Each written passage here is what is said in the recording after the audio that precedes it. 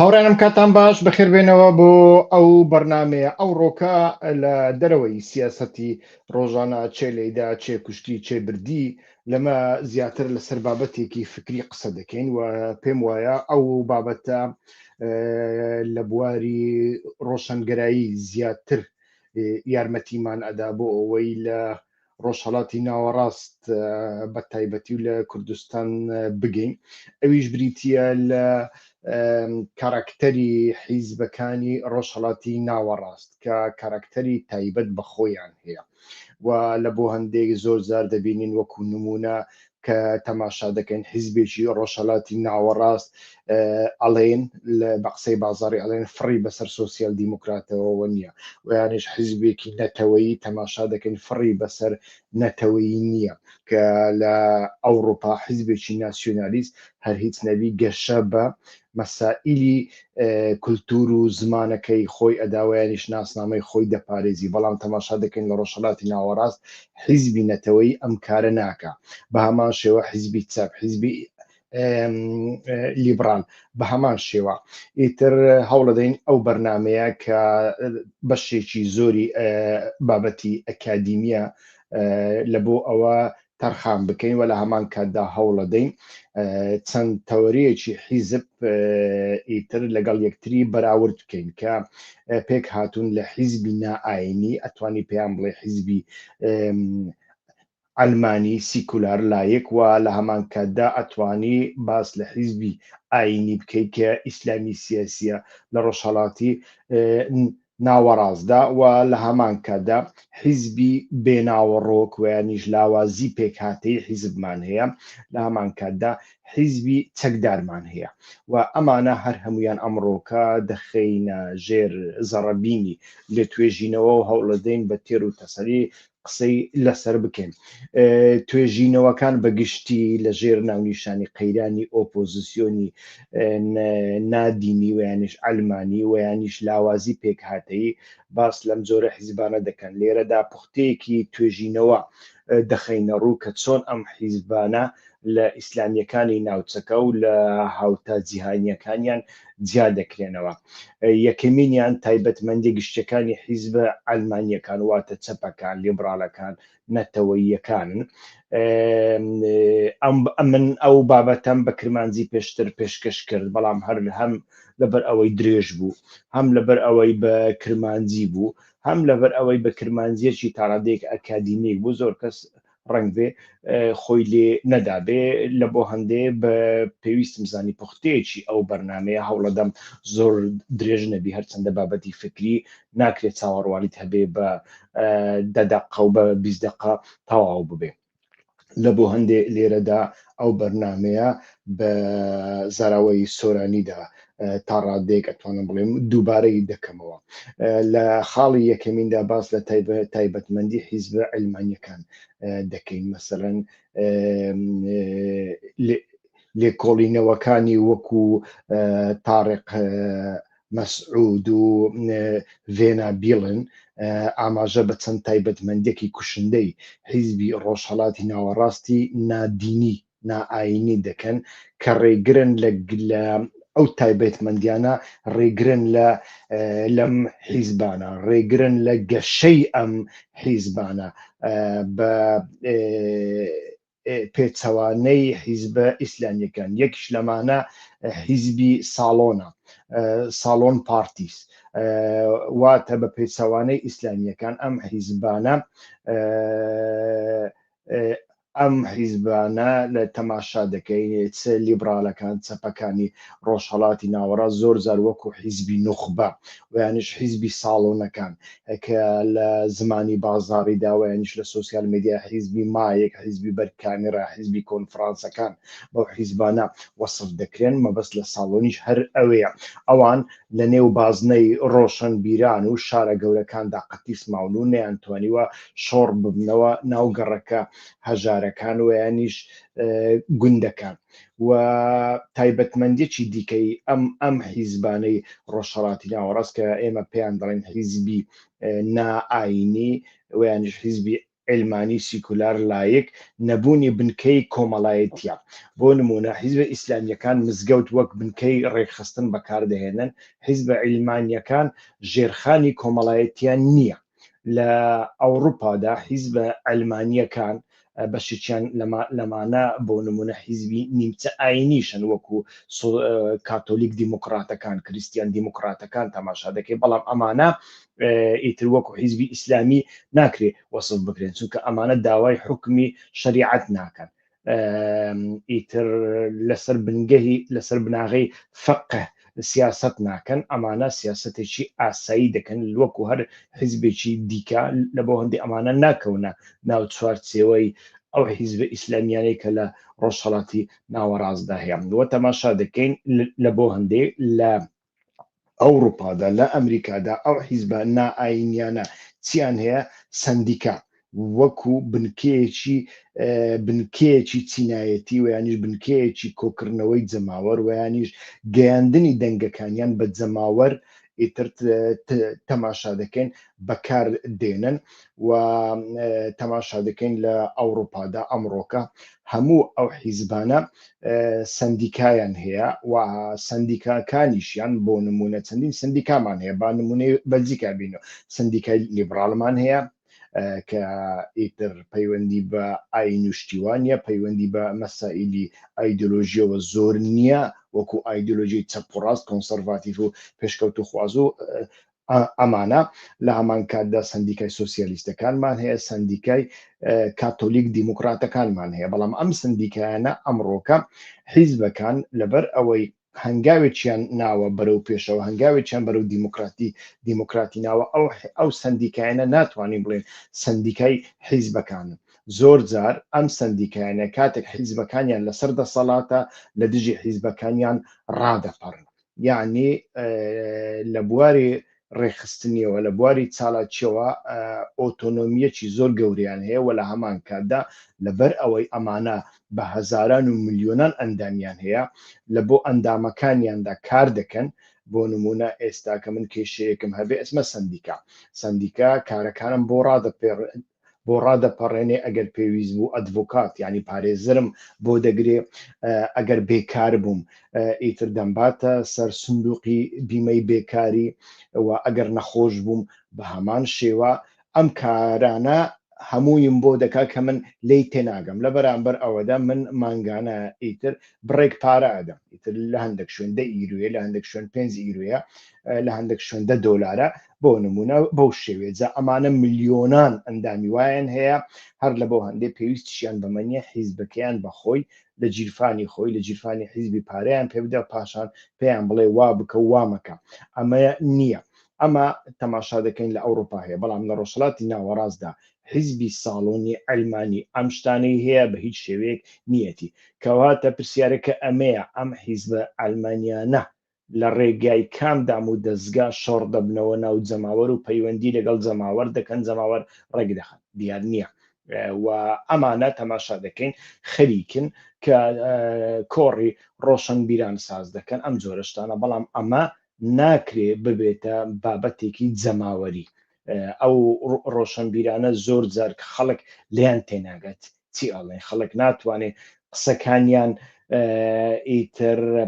نەوەکو ناڵێن بە هەند وەرناگرێ، ناڵێن زانستیانی، بەڵام لیان تێناگەن، بە زمانی قسە ناکەن کە خەڵک لیان تێبگە، خەڵکی ئاسایی. و ئەمانەش بە هیچ شێوەیەک ناتوانن شۆڕ ببنەوە ناو بابەتەکانی جەماوەری. مەسەلەن من چەند ساڵێک بەر لە ئێستا ڕووناکبیرێکی بەناودەنگی کوردیم بینی لێرە میوانمان بوو، ئەو بەخۆی دانی بەوە دادەنا کە کاتێک ئەچێتە دێهاتێک و یانیش کاتێک ئەچێتە ماڵێک خەڵکی ئاسایی لەوەیە زۆر زۆر زەحمەتی دەبینی لەوەی قسەیان بۆ بکە، نازانی چۆن قسەیان بۆ بکە، چونکە ئیتر لە چوارچێوەی دەقەکاندا دەقە ئەکادیمیەکاندا قسە دەکا، ناتوانێت هیچ کۆمونیکاسیۆ و پەیوەندیەکی لەگەڵ خەڵکی ئاسایی هەبێ. هەر لە بۆ هەندێک تەماشا دەکەین ئیسلامیەکان لە ڕۆژهەڵاتی ناوەڕاستە تەنانەت لە جیهاندا مزگەوت وەکو بنکەیەک بەکاردێنن،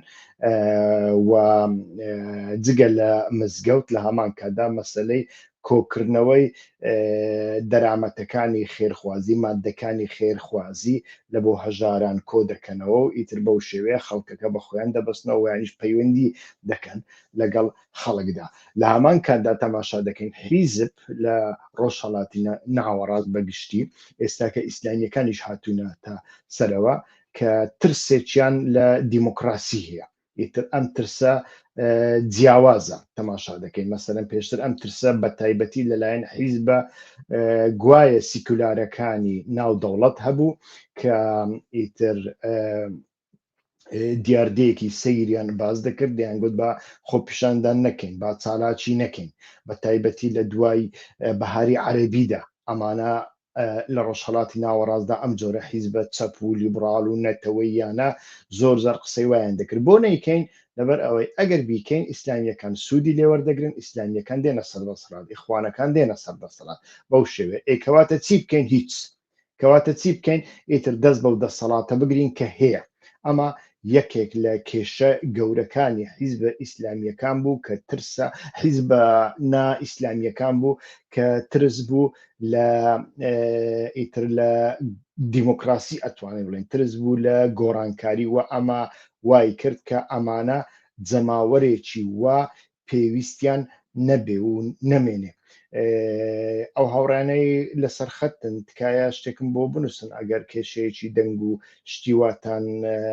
هەست پێ کرد هاوڕێیان ئەو هاوڕانەی لەسەر خەتن تکایە شتێکمان بۆ بنووسن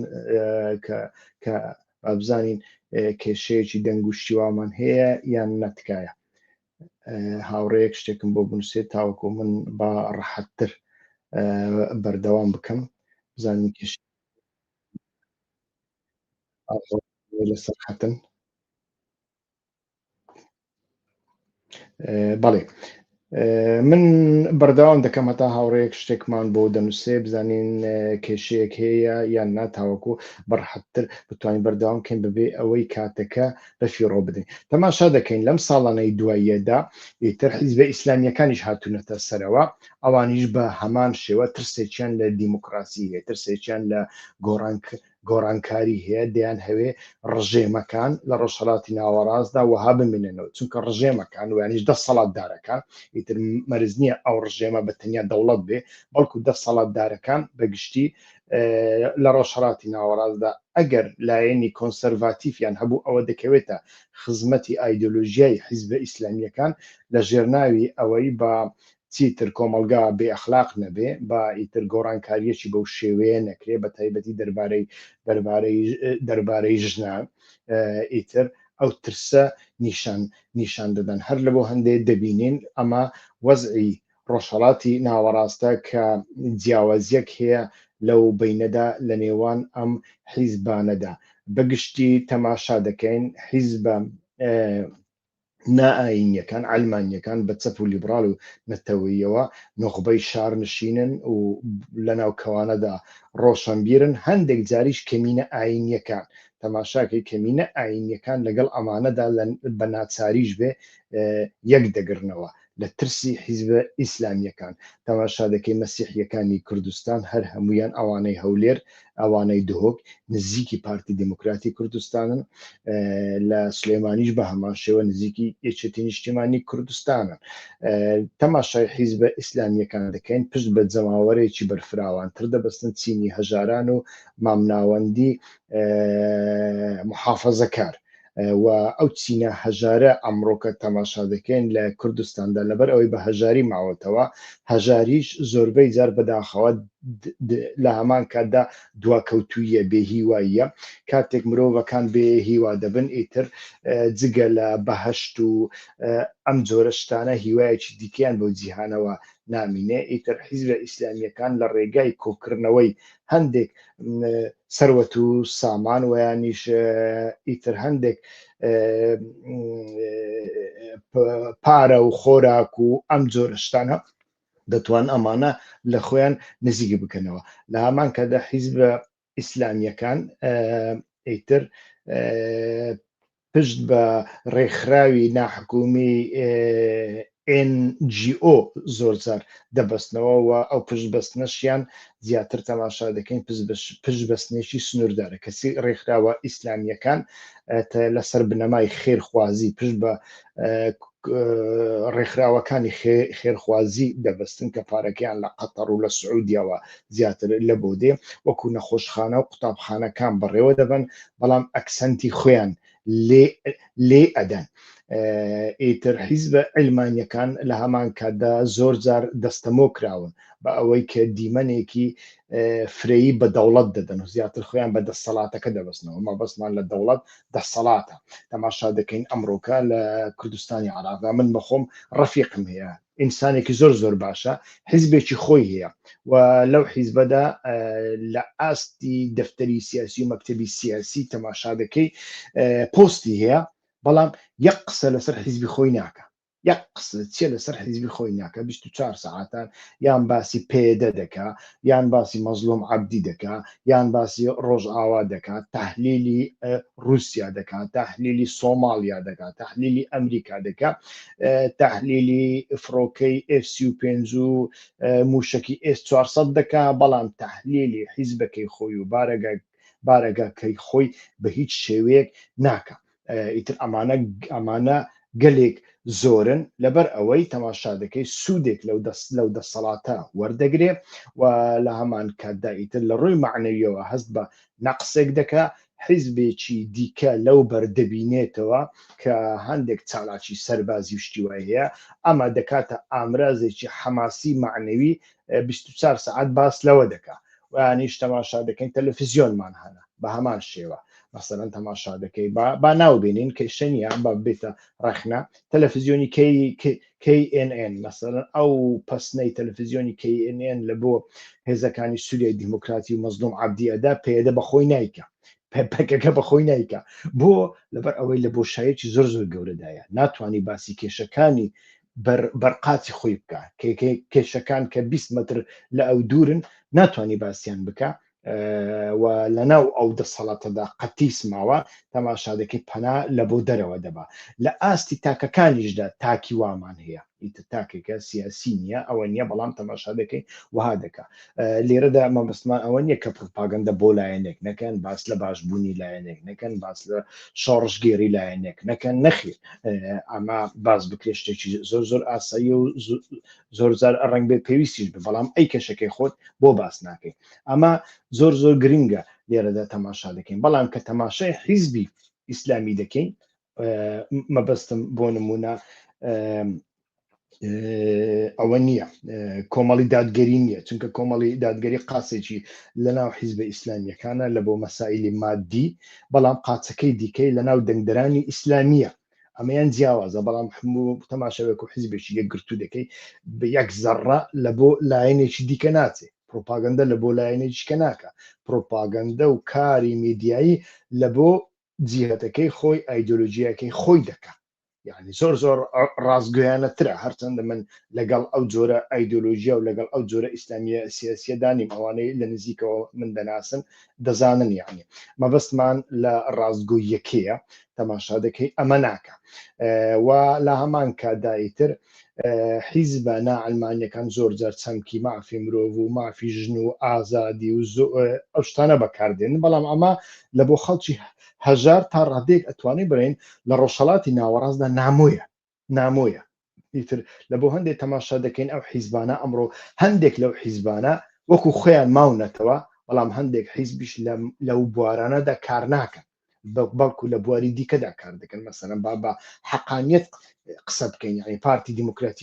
دیموکراتی کوردستان تەماشا دەکەین ئەو ساڵانەی دوایی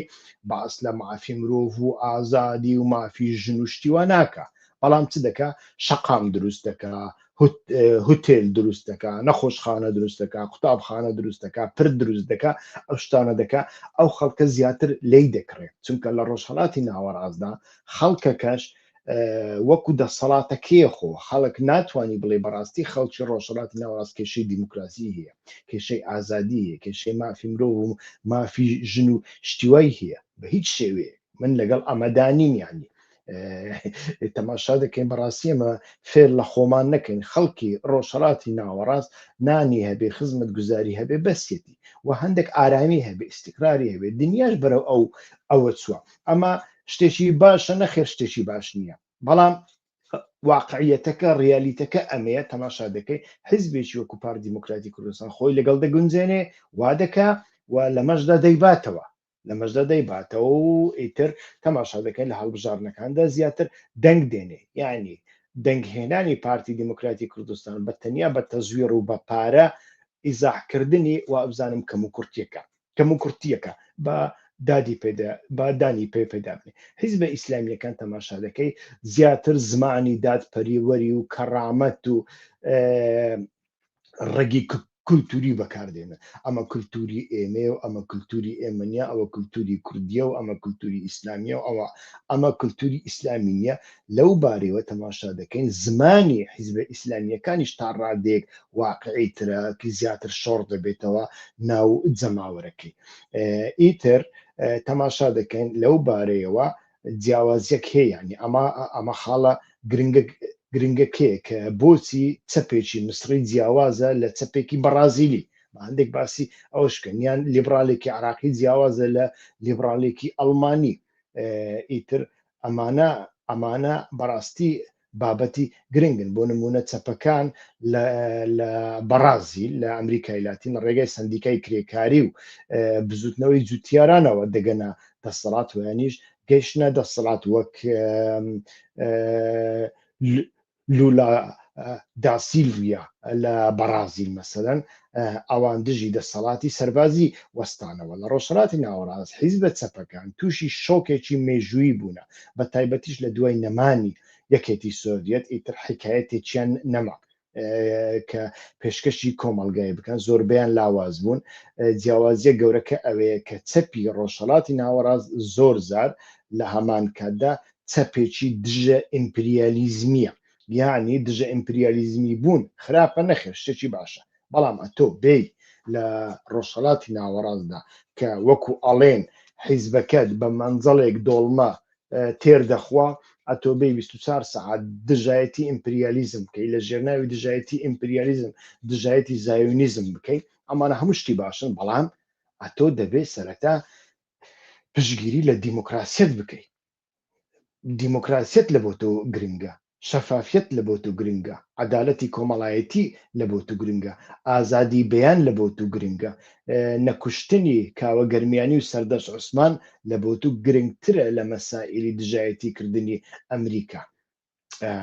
هەرچەندە منیش بەخۆم دژایەتی ئەمریکا دەکەم بەڵام ئەمە تەماشا دەکەی وای کردووەکە لە ڕۆژهەڵاتی ناوەڕاستدا ئەم حیزبانە تووشی شۆک بن و لە پێشتریشدا ئەم زۆرە حیزبانە زیاتر مەبەستمان ئەو حیزبانەیە کە لێگال بوون یاسایی بوون کاریان دەکرد لە پەنای ڕژێمەکاندا بە هەمان شێوە بوون مەسەن حیزبی شیوعی سووری لە سەردەمی ئەسەدەکاندا ئەسەدی باوکو ئەسەدی کوڕ بەردەوامی یەک دروشمیان هەبوو دژی بمری ئەمریکا و بمری ئیسرائیل هیچی دیکەیان نەبوو باشە کێشەی تۆ بە تەنیا ئەمەیە یان کێشەی تۆ لە سووریا شتێکی دیکەیە لە عراقیش ئەمانە هەبوون ئێستا کە تەماشا دەکەین لە هەولێر و لە سلێمانیەش ئەمانە هەن ئیتر ئەمە وای کردووە تووشی پوکانەوە ببن لە بەنسبەت حیزبە لیبراڵەکان تەماشا دەکەی لە جیهانی ڕۆژ ئاوادا لیبراڵەکان داکۆکی لە ئازادی تاکە کەسی دەکەن و لە بازاری ئازاد دەکەن و دژی دەستێوەردانی دەوڵەتن بەڵام لە ڕۆژهەڵاتی ناوەڕاستدا لیبراڵەکان لە دۆخی دژبەیەکدان ئەوان داوای ئازادی کۆمەڵایەتی دەکەن بەڵام ئازادی لە ئازادی سیاسیش دەترسن چونکە دەترسن ئیسلام بێتە سەردەسات ترسەکەیان ئەوەیە لەبەر ئەوەی لیبرالیزم زۆر جاران بەستراوەتەوە بە سیاسەتی ئابووری ڕۆژ ئاواوە خەڵکی ناوچەکە وەک بەکرێگیراوی ڕۆژ ئاوا زۆرجار سەیریان دەکەن نەوەک وەکو حیزبێکی نیشتیمانی ئەمەش کێشەیەکی خەڵکەکەیە کە چۆن تەماشای حیزبێکی لیبرال دەکات حیزبە نەتەوەیەکان تەماشا دەکەین لە ئەوروپا لە ئاسیا حیزبە نەتەوەیەکان چ ڕاستڕەو بن چەپڕە و بن زۆر جار لە ئۆپۆزیسیۆندان و هەوڵ دەدەن دەسەڵات بگرنە دەست و باس لە پاراستنی بەرگریکردن لە ناسنامەی نەتەوەیی دەکەن جا لەناو ئەمانەدا هەندێک جار ڕاسیزم هەیە هەندێک جار دژایەتیکردنی پەنابەران هەیە ئەمەیان بابەتێکی دیکەیە بەڵام ئەوانە لەو چوارچێوەیەدا سیاست دەکەن لە ڕۆژهەڵاتی ناوەڕاستدا کێشەکە ئەوەیە کە نەتەوەیی بوون زۆر جار ببوو بە دەوڵەت مەسەلەن لە پێشوودا نەتەوە چێ بوو دەوڵەتی سووریا بوو نەتەوە چێ بوو دەوڵەتی عراق بوو نەتەوە چێ بوو دەوڵەتی مسر بوو بە تایبەتی لە سەردەمی بەعس و لە سەردەمی ناسڕ و ئەمانەدا و ئەمانە ئیتر تەماشا دەکەین دەیان ساڵ بوون یعنی لە پەنای سەرکوتکاراندا جێگەیانگر بۆیە حیزبێکی نەتەوەی ئۆپۆزیسیۆن زۆر زار بە زەحمەت دروست دەبێت چونکە ئایدۆلۆژیەکەیان لەلایەن دیکتاتۆرەکانەوە دزراوە لە کوردستانی عراقدا مەسەلەن بە هەمان شێوە لە جیاتی ئەوەی حیزبێکی نەتەوەیی بەرگری لە ناسنامەی نەتەوەیی بکە و ناسنامەکەی لە بواری کولتوریەوە لە بواری زمانەوە پێش بخات تەماشا دەکەین بەحسی ڕیفراندۆمی دەکرد یعنی هیچ جیاوازیەکی نەبوو حتا دەیگۆ هایدێک کاک مەسعود زیاتر هایدێک کاک مەسعود زیاتر بڕۆ پێش یعنی ئەمانەی کە پێش هەمویان ئیمزایان کۆکردنەوە لە پەنای کاک مەسعود سێ و پرتەقاڵیان دەخوارد ئەمانە بەشێکی زۆریان ئیتر تەماشامان کرد حیزبە نەتەوەی لیبرال و چەپەکانی ڕۆژهەڵاتی ناوەڕاست و ئەگەرچی هەندێک ئیسلامیشیان لەگەڵدا بوون ئیتر ئەمە خۆی لە خۆیدا تەماشا دەکەین وامان پێ دەڵێ کە شکستەکەی حیزبە نائینیەکان لەو چوارچێوەیەدایە ئیتر ئەگەر هەندێک بە کورتی باسی پوختەی تیۆری بکەین تەماشا دەکەین یەک نەبوونی متمانەی ئایدۆلۆژی ئیتر نەتەوەیەکان شکستیان هێنا لە مەسەلەن نەتەوەیەکانی عەرب تەماشا دەکەین شکستیان هێنا لە ئازادکردنی فەڵەستین شکستیان هێنا لە یەکگرتنی کورد ئیتر چەپەکان مۆدلێکی ئابووری سربەخۆی چەپی ڕۆژهەڵاتی ناوەڕاستیان هیچ کات پێشکەس نەکردو داڕمانیتر لیبراڵەکانیش بەردەوام وەک نخبەیەکی دابڕاو دەبیندرێن ئیتر تەماشا دەکەین لە کوردستانیشدا بە هەمان شێوە تەماشا دەکەین ئەو هەموو جارە نەتەوەییەکان باس لە یەکگرتووی کورد دەکەن بەڵام کوانی یەکگرتووی کورد لەکوێدا یەکگرتووی کورد ئایا شتێکی واقعیە یان نا و باس لە یەکگرتووی دەکەی باس لە یەکێتی نەتەوەی کوردەکان دەکەی یەکێتی نەتەوەی کوردەکان پێک نایە بەڵکو ئەکرێ یەکێتیەک هاوسۆزیەک هەبێ کە سنوورەکان نەخاتە ژێر پرسیارەوە ئەمە هەندێک واقعی ترە سنوورەکان نەخاتە ژێر پرسیارەوە ئیتر بەو شێوێ هەستی ئێمە هەمومان لە بۆ نەورۆز وەکو یەکە هەستی کەسێک لە شەقلاوە و کەسێک لە کامیاران و کەسێک لە قامیشلی و کەسێک لە دێرسم لە بۆ نەورۆز و لە بۆ قازی محەممەد و لە بۆ حەلەبجە و ئەنفال و یەک هەستەوانە بەڵام ئایا هەستی ئێمە لە بۆ بابەتەکانی دیکە وەکو یەکە نەخێر کوردەکانیش لە ناوە خۆیاندا گروپی جیاواز کاتەگۆری جیاواز بەرژەوەندی جیاوازیان هەیە ئیتر ئەو بابەتە دەبێ ببیندرێ لە هەمان کەندا لە خاڵی دووەمدا ئەتوانین باس لە خۆگونجاندن بکەین لەگەڵ ئەوتۆریتەت ینی ئەوتۆریتەریان ئەدەپتەیشن کە بە ئینگلیزی پێی دەڵێن زۆر جار ڕژێمەکان دەسەڵاتدارەکان ئیتر ڕێگا دەدەن حیزبێک هەبێ بەڵام ئەو حیزبە دەبێ لاواز بێ ئەو حیزبە دەبێت دەستەمۆی خۆیان بێ و ئەو حیزبە دەبێت گوتارەکەی لە بەرژەوەندی ئەواندا بێ لەو ڕێگایەدا ئیتر پەیامێک بە هەموو جیهان ئەدەن تەماشاکەن ئێمە چەند دیموکراتین ئەوەندە حیزبەمان هەیە چێ ئەڵێ ئێمە دیکتاتۆری ئەو هەموو حیزبەمان هەیە ئیتر یەکسەر وات پێ دەڵێن و لە هەمان کاتدا ئیتر تەماشا دەکەین لە ڕۆژهەڵاتی ناوەڕاستدا ناسنامە سیاسەتی ناسنامە زۆر گرنگە یعنی ئایدنتیتی پۆلیتیک زۆر گرنگە لە ڕۆژهەڵاتی ناوەڕاستدا خەڵک دەنگ بە تایفە دەنگ بە ئاین و دەنگ بە خێڵ دەدەن نەک بە بەرنامەی ئابووری کە چەپ و لیبراڵەکان پشتی پێ دەبەستن حتا نەتەوەیەکانیش ئەوە تەماشای کوردستانی عێراق بکە تەماشای سووریا بکە و بە تایبەتیش لە هەر شوێنێکدا کاتێک قەیران هەبێ دەوڵەت لاواز بێ دەوڵەت نەتوانێت گەڕەنتی ئاسایشی هاوڵاتیەکان بکە دەوڵەت نەتوانێت گەڕەنتی عەدالەتی کۆمەڵایەتی بکە دەوڵەت نەتوانێت زگی خەڵکەکە تێر بکە دەوڵەت نەتوانێت خەڵکەکە بخوێنێ و هەڕەشەیەک هەبێت لە دەرەوەدا ئیتر تەماشا دەکەین خەڵکەکە پەنا بۆ خێڵ و عەشائیر و ئاین و ئەم جۆرە شتانە دەبن ئیتر لەوێدا ئیدعاکردنەک لە بۆ دەوڵەت ئەویانیش موەسسەسە لە ئارەدا نامینێ ئیتر تەماشا دەکەین ئەمە لە ڕۆژهەڵاتی ناوەڕاستدا لە هەمووی هەتا وەکو لیبیا و سۆمالیا تەماشا دەکەین ئەمە هەیە و زۆر زاران ئەم عەشیرەتانە پێکدا ئەدان و حیزبەکانیش لەم عەشیرەتانە ئەترسن ئیتر بە کورتی حیزبە ئەلمانیەکان لە ڕۆژهەڵاتی ناوەڕاستدا لە بەرداشی نێوان سەرکوتکاری ڕژێمەکان و بەهێزی ئیسلامیەکاندا گیریان خواردەوە و جیاوازن و زۆر جار ناچارن سازش لەسەر دیموکراسی بکەن بۆ ئەوەی وەک هێزێکی گوایە ئەلمانی بمێنەوە کە ئەوە پارادۆکسێکی زۆر زۆر گەورەیە حیزبێکی ئەلمانی دەبێ حیزبێکی دیموکرات بێ پێش هەموو شتێک ئیتر ئێمە تەماشا دەکەین لە ڕۆژهەڵاتی ناوەڕاستدا ئیسلامیەکان کە هەندێک زاردێنە سەردەسەڵات یەکسەر دەمامکەکانیان دەردەخەن و زیاتر بەکار دەهێنرێن لە هێزەکانی دەرەوە دەیانهێنە سەردەسەڵات بەڵام لە دوای ئەوە ئیتر فڕیان ئەدەن یەک لەوانش بزوتنەوەی ئیخوانیە بزوتنەوەی ئیخوانی هەر لە بۆ هەندێک دروست بووە ڕێگاکانی پێپاک بکەوە ئەو ڕژێمانێک کە کۆمونیستن چەپن ویانیش نەتەوەیینە وەکو عەرەبە ناسیۆنالیستەکان کە دروشمی سەرەکیان نەفت العەرەب للعەرەب ویانیش خۆماڵیکردنی نەوت بوو ئەمانە هەڕەشەیەک بوون بۆ سەر خۆر ئاوانە و کاتەوە هەتا وەکو ئێستا تەماشامان کرد ئیتر حیزبە ئیسلامیەکان بەکار هاتن بەڵام لە دوای ئەوە ئیتر دەبێ فڕیان بنن ئێستاکە پرسیارەکە ئەوەیە دەستەی تەحریر الشام کە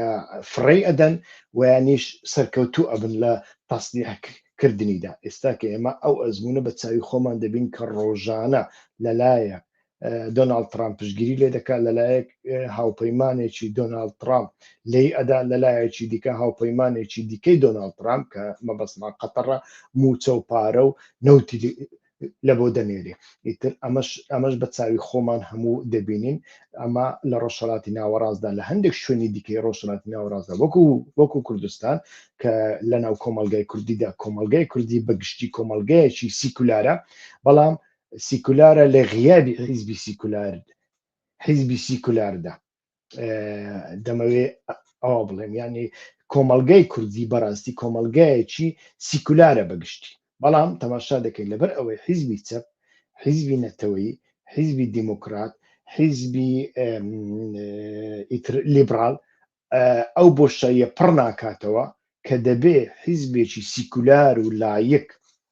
پڕی بکاتەوە تەماشا دەکەین لەناو غیابێکدایە لەو غیابەدا حیزبە ئیسلامیەکان سوودێکی زۆر زۆر گەوریان وای گرتووە هەوڵەدەن ئەو غیابە پڕ بکەنەوە ئەویش ئەوەیە کە کولتوری ئیسلامیان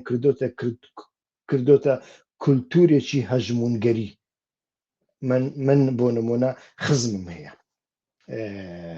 پۆستی زۆر زۆر باڵای هەیە لەناو دادگاکاندا لەناو پۆلیسدا لەناو ئاسایشدا یان دکتۆرە بۆ نمونە بەڵام شەرم دەکا لە دەرەوە بڵێ من مانگی جارێک قوتوە بیرێک دەخۆمەوە کە مانگی جارێک قوتوە بیرێک نە زیان بە کەس دەگەێنێ نە عەیبە نە شەرمە نە حیا بردەیە هیچ شتێک نییە بەڵام شەرم دەکا وە بە درۆ ناچار دەبێت ڕۆژانی هەینی خۆی نیشانی خەڵکدا بچێتە مزگەوت ویانیش باوەڕی بە جەهەنەم و بەهەشت نییە بەڵام کە دەچێتە تازی دەستی خۆ 1 مەتر پام دەکاتەوە دوعا دەخوێنی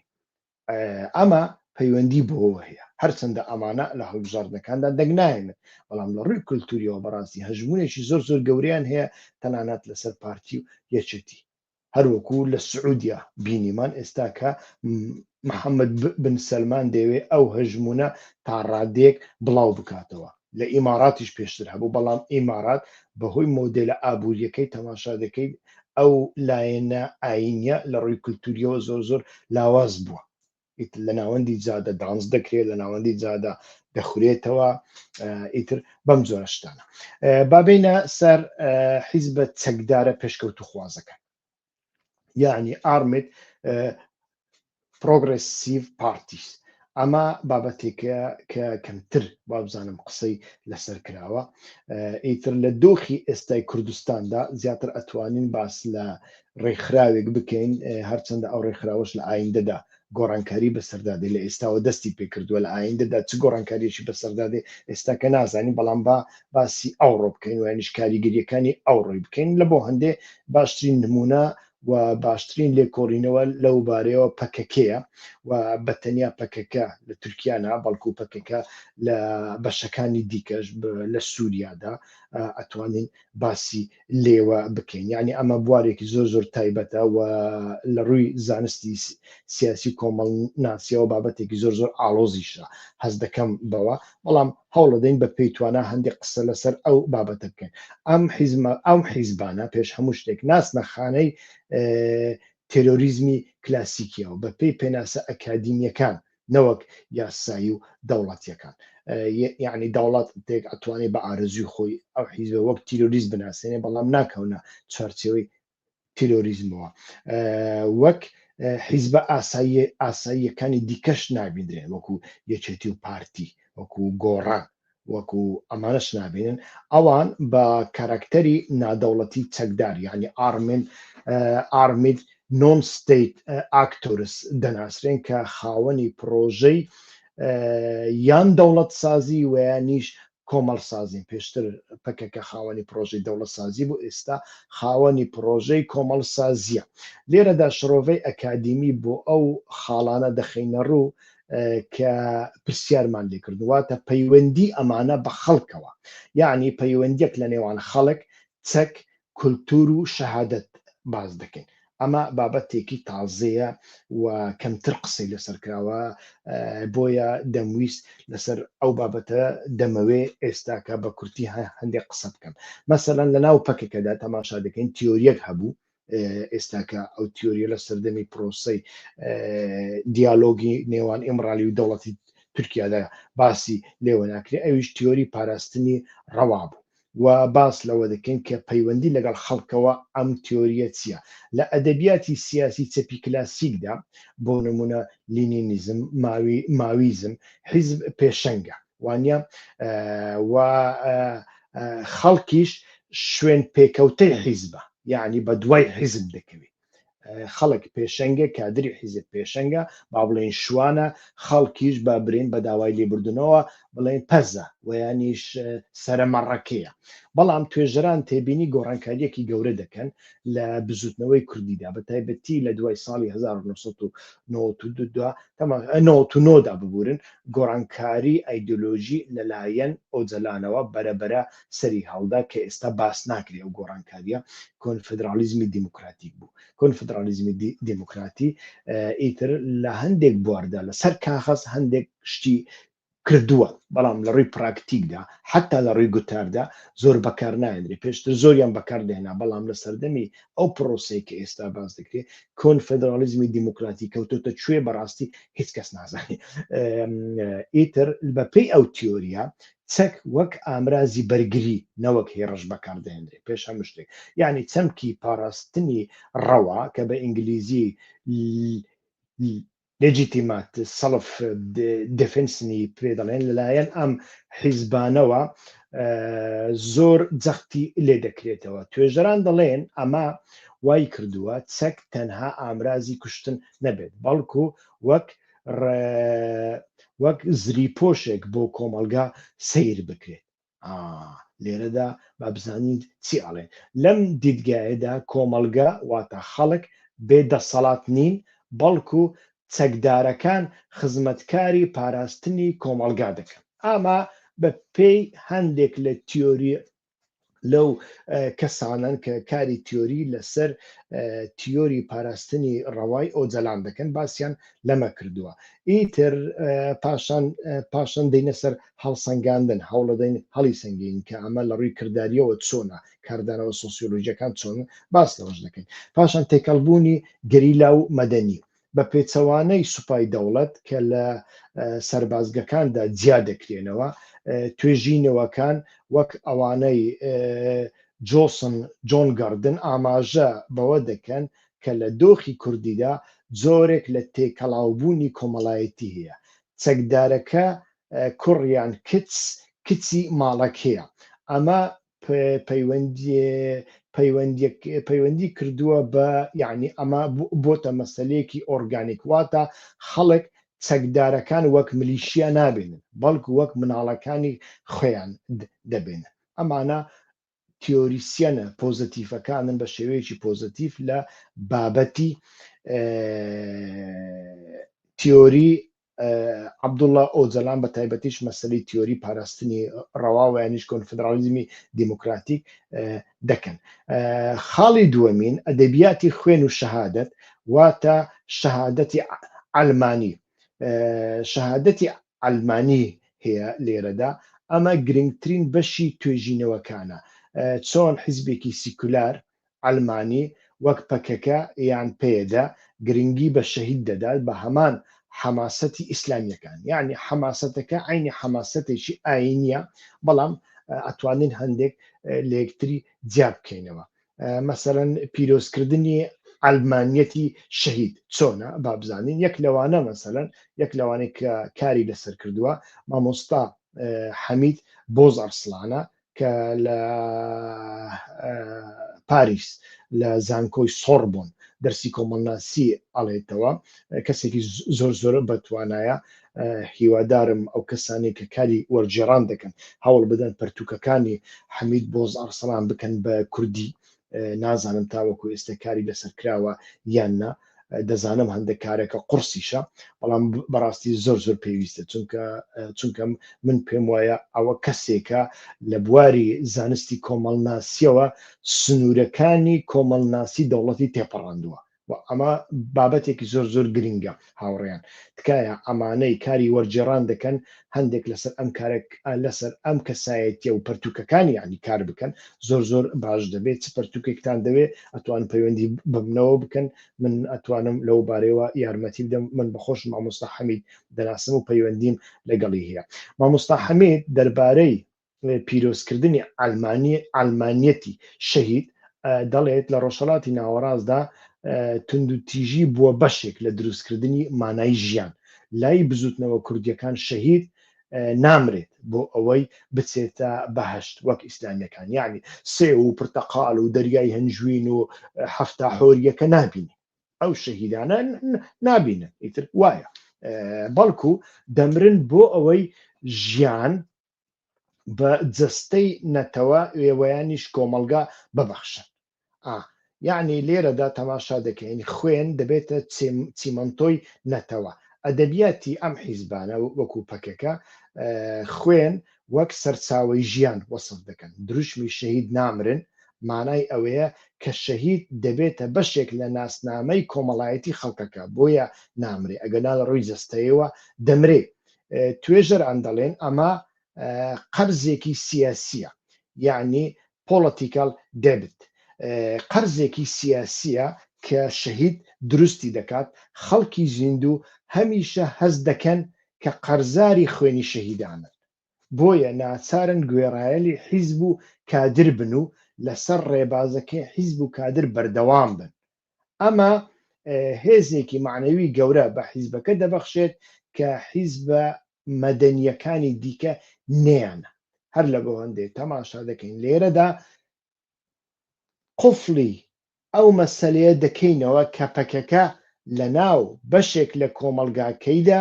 جیاوازتر لە حیزبە سیکولارەکانی دیکە ئەتوانین بڵێن لەگەڵ کۆمەلگا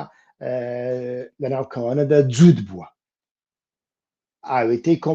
کۆمەلگا بووە یانیش کۆمەلگا ئاوێتەی ئەو بوو ئەوە یەک لە بابەتە گرنگەکانە ئایا ئەو بابەتە جێگای ڕەخنەیە بەڵێ لە هەندێک بواردە جێگای ڕخنەیە پاشان باسی دەکەین یعنی خاڵی سێمینی پەکەکە بە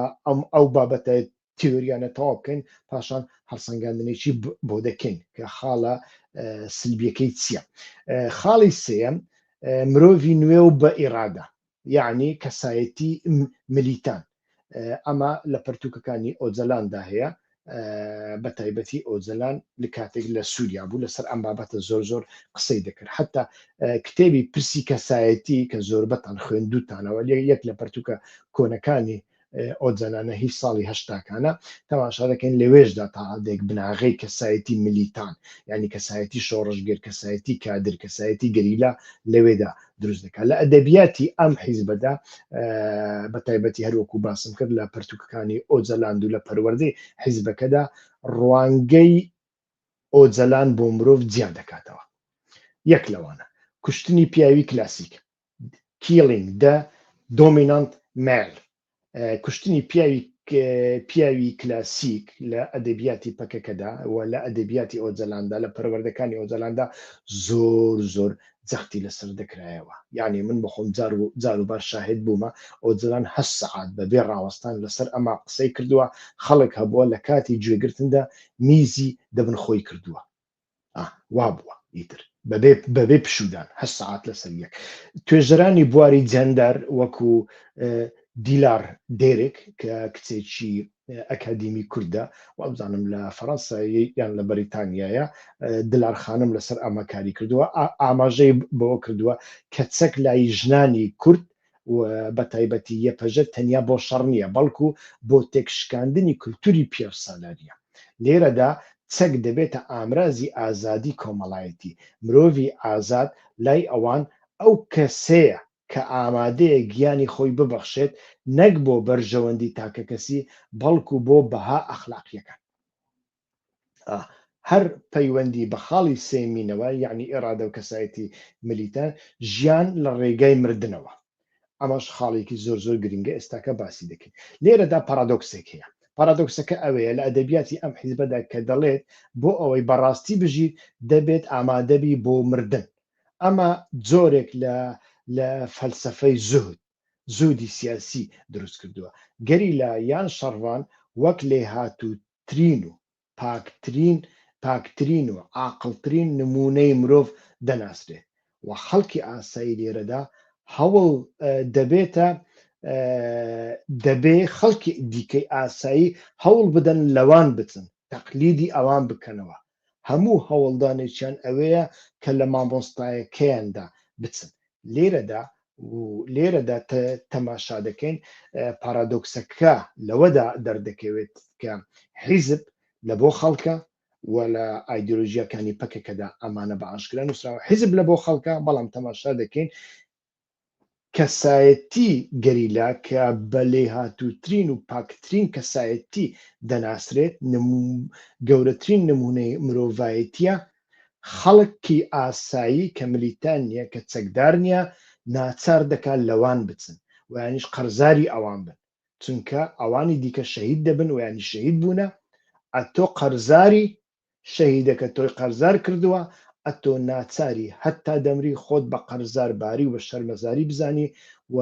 تاقە ڕێگەیەک بۆ دانەوەی ئەو قەرزانە ئەوەیە کە ئەتۆ بەردەوام گوێ لە حیزب و گوێ لە کادری حیزبی بگری ئێ باشە ئەگەر کادری حیزبی غەڵەت بوو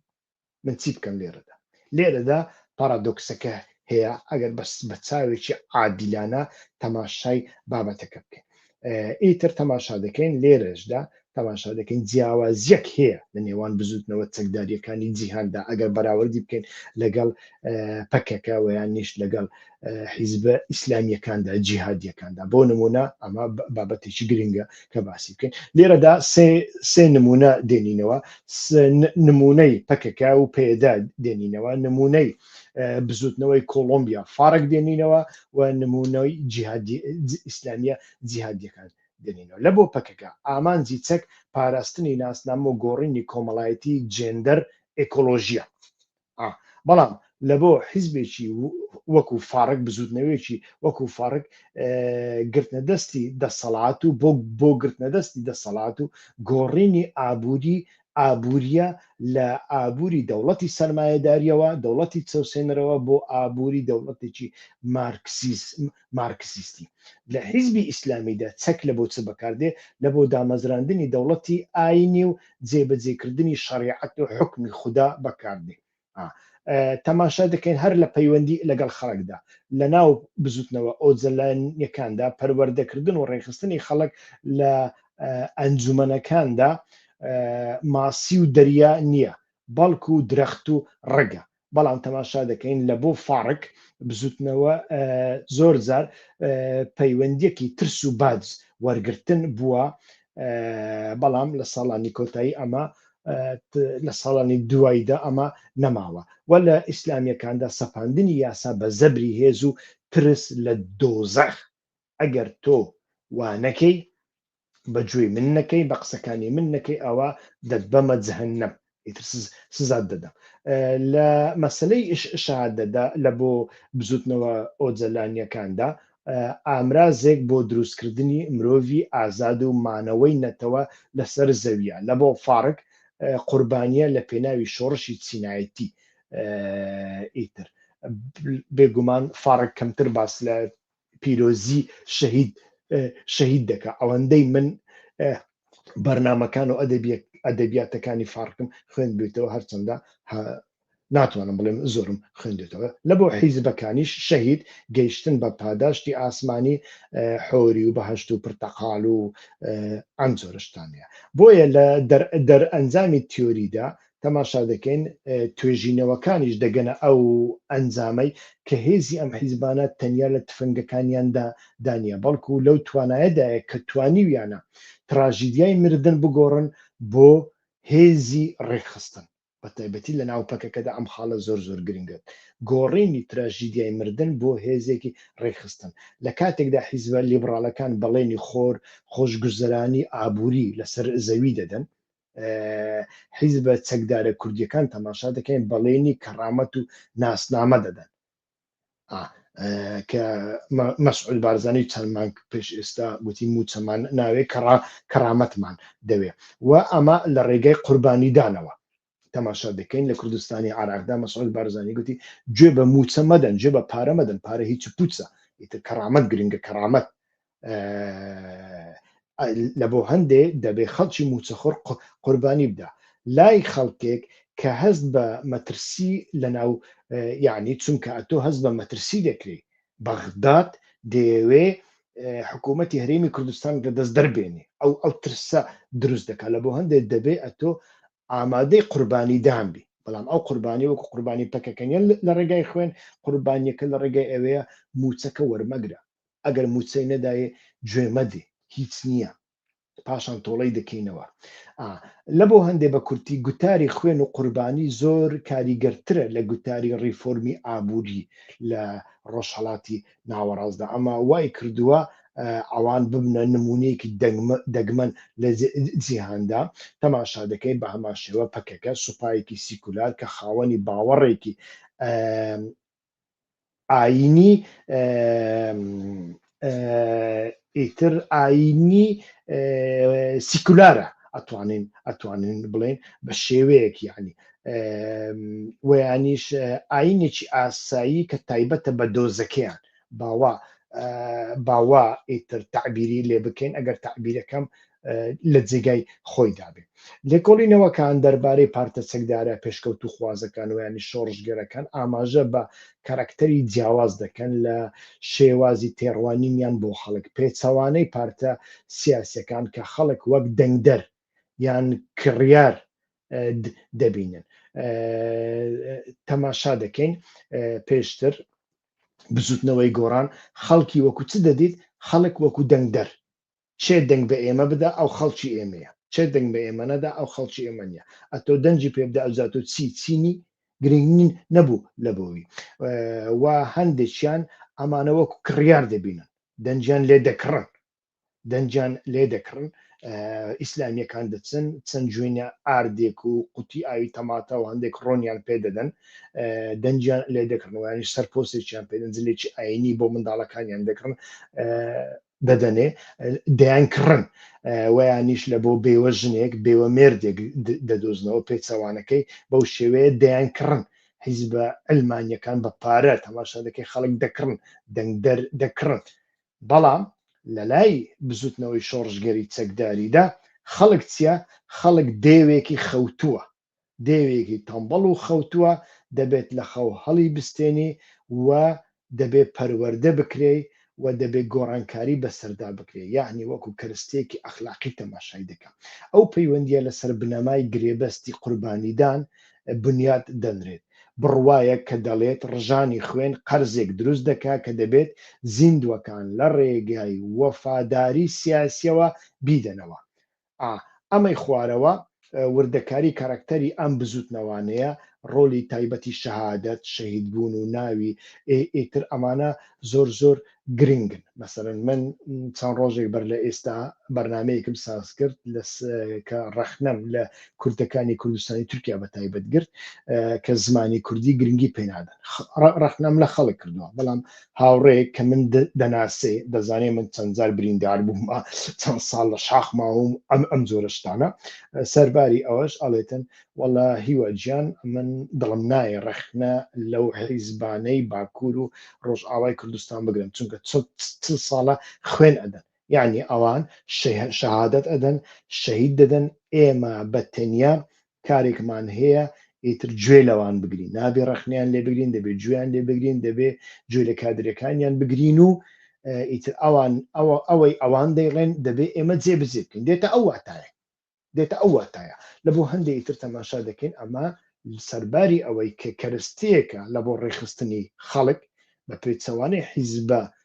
ئەلمانیەکانی دیکە کە پەکەکە کردوێتی لە هەمان کاتدا هەندێک خاڵی تێدا هەیە ئەکرێ جێگای ڕەخنەبێ ئیتر کارکتەری پارتە چەکدارە پێشکەوتووەکان و تێڕوانینیان بۆ خەڵک هەروەکو وتم ئەمە بوو لە ئەدەبیاتی تیۆری بە تایبەتی لە بواری حکومڕانی و یاخیبووندا ئاماژە بەوە دەکرێت کە پارتە چەکدارە پێشکەوت و خوازەکان بە دیدێکی دوو جەمسەریەوە لە خەڵک دەڕوانن وەکو لە سەرەتاوە وتمان پێشەنگ ئیتر بەرامبەر بە جەماوەر یعنی کادر بەرامبەر بە خەڵکی ناکادر خەڵکێک کە ئامادەیە بمرێ چەکی بەدەستەوەدایە خەڵکێک کە ئامادە نییە بمرێ و چەکی لە دەستدانیە و جەماوەرە پێشەنگ کە تەماشا دەکەین ئیتر لە ژێر کاریگەری ڕەگ و ڕیشەی لینینیزم و یانیش ماوینیزم ئەو پارتانە زۆر جار خەڵکی گشتی وەک ستەم لێکرا و یعنی نائاگا دەبین خەڵکێکی نەزان خەڵکێکی نائاگا ویانیش لە ڕێی لاداوە بەڵام بڕوایان وایە شۆڕژگێر توانایەکی گەورەی هەیە یعنی کەسی پێشەنگ توانایەکی گەورەی هەیە کە ئەتوانێت لە ڕێگای دیسپلینەوە لە ڕێگەی کادرە چەکدارەکانەوە ڕێبەرایەتی ئەمانە بکە و ئەمانە پەروەردە بکە و بیان هێنیتە سەر ڕێگای ڕاست کادر وەک مرۆڤێکی نمونەیی دەبینرێت خۆنەویست و خاوەن دیسپلین و ئامادەیە بۆ مەرگ لە کاتێکدا هاوڵاتی مەدەنی و کەسێک دەبینرێت کە دەبێت پەروەردە بکرێت یان ڕزگار بکرێت بۆ ئەوەی بگاتە ئەو پلە ئەخلاقیە بەرزە کەواتە خەڵکی ئاسایی خاوەنی پلەیەکی ئەخلاقی بەرز نییە لێرەشدا تەماشا دەکەین کێشەیەک دروست دەبێت ئەگەر تیۆریەکە بەو شێوێ پابندبوونی ئەخلاقی پاشان لە بڕی قازانجی مادی توێ ئەکادیمیسیانەکانی وەکو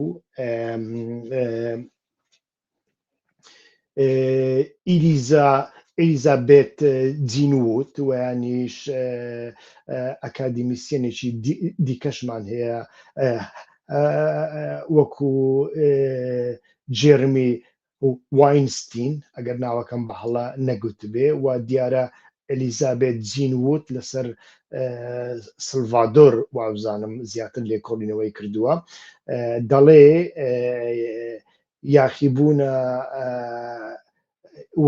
یاخیبوون ویانیش چالاکوانەکان کە زۆر جار چەپ و پێشکەوت و خوازان ئەنجامی دەدەن جیاوازن لە یاخیبوونە هەڵپەرستەکان لەبەر ئەوەی زۆر جاران سەرچاوی مادیان نییە وەکو پارە و ئەم جۆرە شتانە ئەوەی ئیتر بەڵام زۆر کەس هەیە تەماشا دەکەین خەڵکێکە بە هەمان شێوە خەڵکێکی هەڵپەرستن بەڵام پارەیان هەیە ئەمانە پارە دەدەن بە چەکدارەکان و ئەمانە خەڵکێکی ئاست بەرزتر و ئەم پارادۆکسەم ئەمن لەناو بزوتنەوەی کوردیدا لە ئەوروپا زۆر جار بینی کە تەماشا دەکەی خەڵکێک پارەی نییە ناتوانانی یارمەتی حیزب بدە ئیتر بە چاوێکی سووک تەماشایی دەکرێت سوکایەتی پێ دەکرێت خۆی لێ تۆڕە دەکەن بەڵام خەڵکێکیش هەیە دەوڵەمەندە ئەویش هەڵپەرستە ڕۆژێکیش نایەتە خۆ پیشاندان یەک چالاکی ناکە بەڵام پارە ئەدا ئەمە خەڵکێکە دەچێتە خانەیەکی دیکەوە ئەمەش تەماشا دەکەین لە ڕووی پەروەریەوە لە ڕووی ئەخلاقیەوە بەڕاستی کێشەیەەکە لە بۆ هەندێک تەماشا دەکەین تێڕوانین بۆ خەڵک لەبەر ئەم هۆکارە ئەوان خەڵک وەک یعنی ڕاستە وەک بەکرێ گیرا و نابینن کە بە پارە بکردرێن بەڵکو بەڵام وەکو کاراکتەری بەرەنگار بوونەوە سەیریان دەکەن ئەوان پشت بە پابندبوونی ئەخلاقی خەڵک دەبەستن و ئیتر بۆ بەردەوامیدان بە شۆڕشەکە لێرەدا تەماشا دەکەین هەروەکو باسم کرد لە چەند ڕستەیەک بەر لە ئێستا پارادۆکسی زۆرم لێ و ڕەزامەندی دێتە پێشمانەوە سەرڕای ئەوەی بانگەشەی ئەوە دەکەن کە نوێنەرایەتی ویستی خەڵک دەکەن بەڵام چەکداربوونیان ڕێگەیان پێدەدا قۆڕەخکاری بەسەر ڕاستیدا بکەن ئیتر وابزانم ستاسی کالیڤاس ئەگەر ناوەکەم بە هەڵە نەگوتە بێت ئیتر لەسەر ئەوە زۆر زار قسەی کردووە واتە خەڵکیش تەنیا قوربانینین بەڵکو بەشدارن و زۆرجار گروپی چەکدار بۆ یەکلاییکردنەوەی کێشە ناوخۆییەکانیان خەڵک بەکاردێن و دراوسێکانیان لەلایەن پارتەکە ئێغباری دەکەن بۆ ئەوەی خۆیان بسلمێن یعنی خەڵک لە بەرامبەر خەڵکدا بەکاردێنن ئیتر ئەمانە دەباشا دەکەن کۆمەڵێک پارادۆکسن کە لە حیزبی چەکداردا دروست دەبێت لەلایەک وا دەکەن لەلایەکی کەس دەڵێن ئێمە چەکمان بۆ ویستی خەڵک هەڵگرتووە ئیتر بزوتنەوەی کوردی لە سووریا و لە تورکیادا یەک لە بەشە ئایدۆلۆژیەکانی بابەتە ئایدۆلۆژیە گرنگیەکانی شەهادەت بووە بزوتنەوەی کوردی کە چەقەکەی و وەکوتم لە پەکێکەیە نمونەیەکی سەرەکی ئەو دیاردەیە گۆڕانی ئایدۆلۆژی لەو بارەوە هەیە بزوتنەوەکە لە داواکاریەکی کلاسیکی مارکسی بۆ دروستکردنی دەوڵەت کە پێش ساڵی 2000دا باسی دەکرد گۆڕا بۆ کۆنفدرالیزمی دیموکراتیک بە تایبەتی لە دوای 2005دا کە کاریگەریەکی زۆری تیۆریەکانی موری بوکچینی پێوەیە کە کۆمەڵناسێک و ئێکۆلۆژیستێکی ئەمریکیە و ئەم تیۆریە دەوڵەت نەتەوە وەک ئامرازێکی سەرکوتکەر ڕەت دەکاتەوە لە بڕی ئەوە پێشنیاری دیموکراسی بێدەوڵەت دەکات سیستەمێک کە لە ئەنجومەنە خۆجێیەکان لە خوارەوە بۆ سەرەوە فێمینیزم ژنۆلۆژی ژینگە پارێزی و لەم شتانە پێک هاتووە بەڵام تەماشا دەکەن ڕۆلی شەهادەت شەهیدلک لە ناوپەکەکەدا هەتاوەکو ئێستاش باڵا دەستە سەرەڕای گوتاری دیموکراسی باڵی چەکدار هەر بە یعنی باڵی چەکدار هەروەکو سنتەر لە ناو پەکەکەدا هەتاوەکو ئێستا ماوەتەوە لە مەودووە کاتێک پرۆسەکە سەر بگرێ و شەڕ نەمینێ بێگومان ئەمە گۆڕانکاری بەسەر دادێ ئەدەبیاتی خوێن ڕشتن تەنیا پرۆپاگەندە نییە بەڵکو خودی گرێبەستێکی کۆمەڵایەتی بووە لە ناو پەکەکەدا ئیتر خەڵکیش قەرزدار یعنی بە تورکی پێ دەڵێن بۆرچ لودر یعنی تەماشا دەکەین گەلێک لە زانایانی تیۆری و یانیش کۆمەڵناسەکان ئەوانەی لەسەر بزوتنەوەکە کاریان کردووە تەماشا دەکەن کللتوری شەهادەت کە بزوتنەوەکە بەرهەمی دێنێت تیایدا مردووەکان وەک ئەوە سیر دەکرێن کە باجەکەیان داوە ئەوان باجەکەیان داوە و کۆتاییان پێهێناوە بۆ ئازادی کاری خۆیان جێبەجێ کردو بەڵام زیندوەکان هەمیشە قەرزارن بەرامبەر بە شەهیدان ئەم قەرزە تەنیا بە پشتیوانی لە پارتەکە و بەردەوامیدان بە خەبات و گوێگرتن لە حیزب و لە کادرەکانی دەکرێت بدرێتەوە ئیتر شەهیدەکان تەماشا دەکەین لەناو ئەو حرەکەتەدا ون نابن بەڵکو بە زیندویی دەهێڵرێنەوە بە تورکی پێی دەگوترێ یا شەتمەک ئیتر تەماشا دەکەین هەر لە بۆ هەندێک لە ماڵەکاندا وێنەیان بەردەوام هەڵدەواسن لە دەڕنەک و کۆمەڵەکاندا ئیتر ئەو وێنانە و دروشمی شەهید نامرن لە خۆپیشاندانەکاندا بەردەوام بەرزکردنێ وەکو یادەوەریەکی بەردەوام ئەمە پلەبەندێکی ئەخلاقی دروست دەکات شەهید باڵاترین دەسەڵاتە و گەریلای چەکداری ئەم گەریلاوی چەکداری و کادرەکانیش نوێنەرایەتی ئەم پلەبەندیە ئەخلاقیە دەکەن ئیتر لە بۆ هەندێ تەماشا دەکەین لە ناو پەکەکەدا ئەم جۆرە ئەدەبیاتە هەتاوەکو ئێستا کاریگەری هەیە دوو خاڵ لێرەدا دیسا دووبارەی دەکەمەوە زۆر گرنگن یەک ئەمەیە کە ئەمە زۆر جار لەسەر مەسەلەی ویست و داخوازی خەڵک ویست و داخوازی میلەت ئێمە تێکۆشان دەکەین بۆ خەڵک تەماشا دەکەین پارادۆکسێک لەگەڵ خۆیدا دێنێتن لە هەمان کاتدا کاتێک دەڵێ ئێمە بۆ ئازادی ژن کار دەکەین لە بۆ هەندێ ژن چەکی هەڵگرتووە بەڵام ئەو ژنانەی کە چەکیان هەڵنەگرتووە سڤیلن ئایا ئەمانە چین ئایا ئەمانە هەمان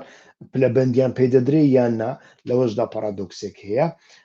بەڵام لە هەمان کاتدا ئەتوانین بڵێن بزوتنەوەی پەکێکە لەو ڕێگایەوە توانیویەتی مۆدێلی حیزبەکانی دیکەی ڕۆژهەڵاتی ناوەڕاست حیزبە نائینیەکان بە تایبەتی تێبپەڕێنێ بە تەواوەتی تێبپەڕێنێ و ببێتە مۆدلێک کە بتوانێت لە ڕێگای کللتوری چەک شەهادەت خوێن ئیتر تێکەڵاوی خەڵک ببێ و خەڵکیش ناچاری خۆی بکە و خەڵکیش بەڕێکخستن بکە لەبەر ئەوەی بەرنامەکە زۆر درێژ بوو لەو بەشەدا باس لە مۆدلی دیکەی چەکداری بۆ نمونە کوردستانی عراق و کوردستانی ئێران ناکەم و یانیش لە دەرەوەی پەکەکە ئیتر مۆدلی دیکە هەنا هەم چەکداریە هەم ناچەکداریە باس لەوانەش ناکەم لە بەرنامەی ئایندەدا هەوڵەدەم هەم بە کرمانجی و هەم بە سۆرانی باسی بکەم زۆر سوپاستان دەکەم کە تاوەکو ئێستا لەگەڵماندا بوون زەحمەتیتان کێشا کاتی خۆتان تەرخان کرد تکایە هەوڵ بدەن ئەو بەرنامانە لە بۆ دۆست و هاوڕێیانتان بنێرن و داوایان لێ بکەن ببن بە سوبسکرایب کە پێم وابێ لەم جۆرە بەرنامانە جۆرە قسەیەکی دەگبەن دەکەین کە لە کەناڵەکانی دیکە و لە تەلەڤیزیۆنە کلاسیکیەکاندا زەحمەتە بەو شێوازە گوێتان لەشتی وها ببێ تکایە لە بەرامبەر ماندووبوون و شەو نخوونی ئێمە تاقا یارمەتیەک ئەوەیە هەوڵ بدەن کەناڵەکەمان گەورەتر بکەن پرسیار بکەن ئیتر ڕەخنە بگرن کە لە بۆ زۆر گرنگە و یارمەتیم لە بۆ بەرنامەکان لایک بکەن و کۆمنت بنووسن وە لە هەمان کاتدا هەر کەسێک لە ئاستی خۆیدا هەوڵ بدە 5 دقه ڕۆژانە بەرنامەیەکی ئێمە لە بۆ چەند دۆستێکی خۆی بنێری لە بۆ چەند ناسێکی خۆی بنێری و پێی بڵێ لەم کەناڵەدا هەندێک قسەی جیاواز دەکەی ڕەنگ بێت تۆ لەگەڵ ئەم قسانە هەمویان نەبی ڕنگ بێت تۆ لە دژیبی بەڵام قسەی جیاواز یارمەتیت ئەدا بۆ ئەوەی بیر بکەوە لە بۆ هەندێ داوایان لێ بکە ئەوانیش ببن بە سوبسکرایب بۆ ئەوەی کەناڵەکەمان گەورەتر بێ و ژمارەیەکی زیاتر لە خەڵک بتوانن بەشداری تێدا بکەن زۆر سوپاس ئێوارەیەکی خۆش سوپاس بۆ بەشداری کردتان هەر بژین